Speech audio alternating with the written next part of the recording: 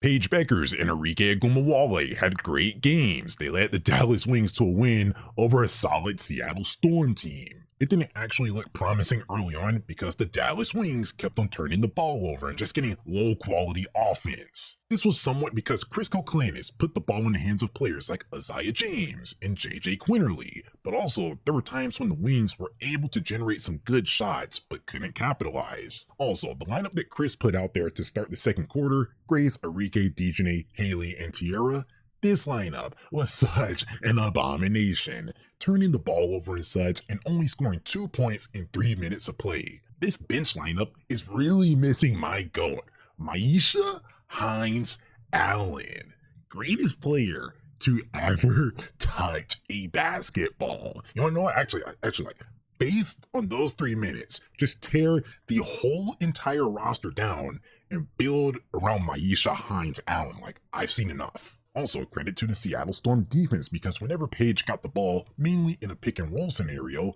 they blitzed the action and got the ball out of her hands to either force a turnover or force someone else to make a play. The Wings offense looked bad because they were playing Chris Koklanis basketball, but weirdly enough, they got back into this game by playing Chris Koklanis basketball, surprisingly. They went on a 12-4 run to close out the second quarter and carried that over into the third quarter for an overall 17-0 run, which got them a lead. But while Paige was a part of it for sure, this stretch was dominated by JJ Quinterly and Arike Agumawale basketball. The JJ and Louisa two-player action looked nice, and Arike finally started hitting some shots. Funny thing is, right when Paige was heating up, finding her rhythm after having an off shooting half, Chris took her out of the game.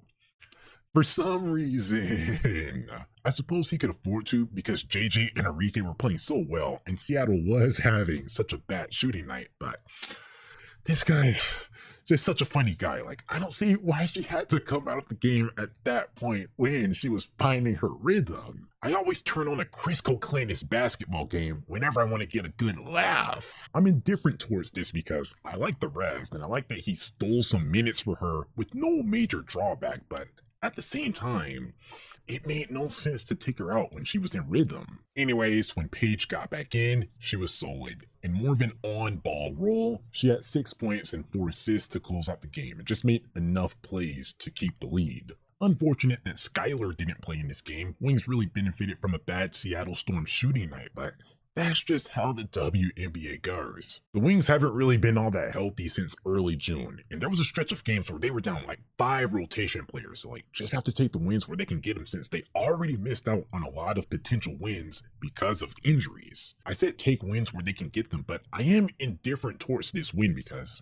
it is concerning. When Paige got more usage in the late third and fourth quarter, she looked amazing and was a big part of keeping the lead. But probably the most important stretch of this game that got them back into this game was one playing Chris Koklanis basketball, running a heavy JJ and Arike offense, and he took Paige out when she was heating up. JJ and Arike haven't been consistent all season, and it just made no sense to take Paige out at that point.